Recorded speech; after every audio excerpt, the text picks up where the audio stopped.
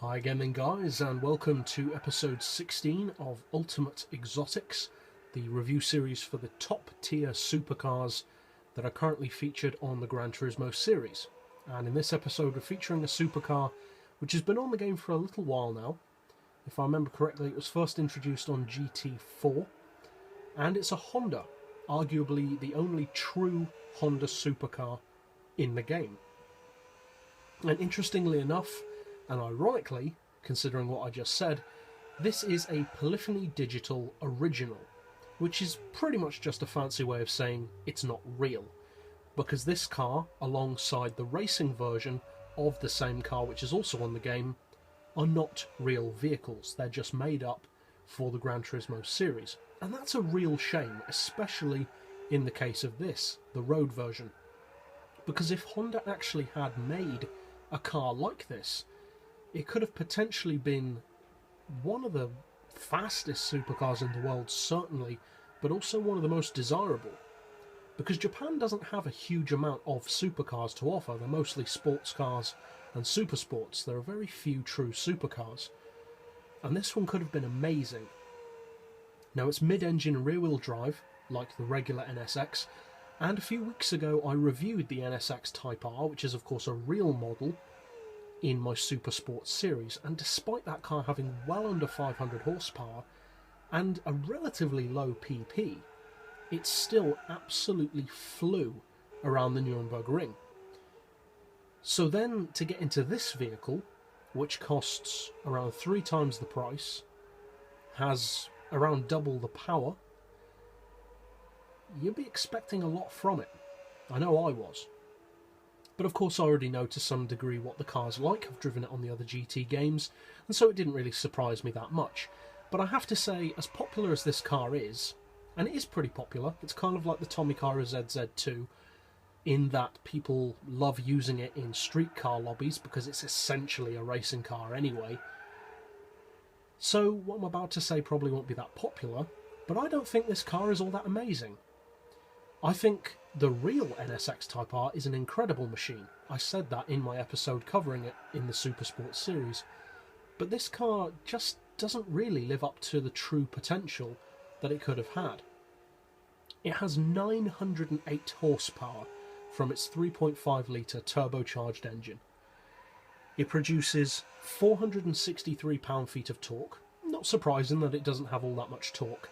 It produces peak torque and power at over 10,000 RPM. So the essence of a racing engine, pure and simple.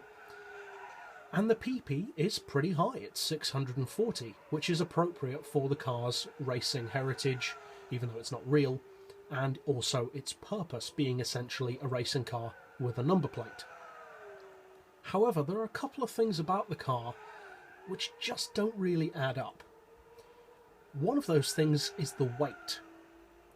It's certainly not a heavy car, but it's heavier than you would expect. Considering how light the regular version of the NSX is, or the NSX Type R specifically, you would assume that this, a full-on, stripped-out, hardcore, track-focused model, which is essentially a GT1 car, would be ultra-light, possibly even less than 1,000 kilos. But it's not. It weighs a lot more than that. In fact, it weighs a lot more than the NSX Type R, at 1,143 kilos. Now yes, it has a twin-turbo system and various other mechanical aids and a larger body, numerous additions to its aero, roof-mounted snorkel for the engine, etc. But that's a lot of extra weight, and there are plenty of other homologation cars that don't have that much extra weight when compared to their racing counterparts. This one, though, does. Now, fair enough, it's not a real car, so they pretty much just made up the specs. But still, you would think that they'd make it up to a good standard. But it's like they just shoved the weight together for the sake of it. Now, if I remember correctly, it says in the write-up for the car that it has a full luxury interior. That's fair enough. But what's the point of the car then? The car is marketed and designed to look like a full-on track day special. So what's the point of giving it a full luxury interior? That just doesn't fit in with the image. Cars like the Nissan R390, the Dora 962 Road Car, the Toyota GT1 Road Car, they didn't do that. Yeah, they had leather interiors, but they didn't sacrifice 200 or 300 kilos for the sake of said interiors. They still kept the weight nice and low, so that's kind of disappointing, I would say, about this car. Thankfully, though, it doesn't affect its performance completely. It does have an effect, but it doesn't make it useless, that's for sure. It's a very popular model. As I said, like the Tomicara ZZ2, it's very good for its PP and for its vehicle type. And it's certainly very quick. The top speed is around the same kind of level as a GT500 car, and in many ways it is the equivalent of a racing car, which is a good thing to have from a road car. But I can't help but thinking that this car just doesn't really live up to its full potential. It's not a premium model, unfortunately, so it doesn't get the detailed interior. It can be painted, which is a good feature, and the pricing is pretty good for a homologation car. It's 489,000 credits. So overall, it's not so much that it's a bad car, I just feel that it's not as amazing as it could be. So I'd certainly recommend buying it if you're an NSX fan or just looking for a road-going racing car. And I'll see you guys next time. So as always, thanks for watching.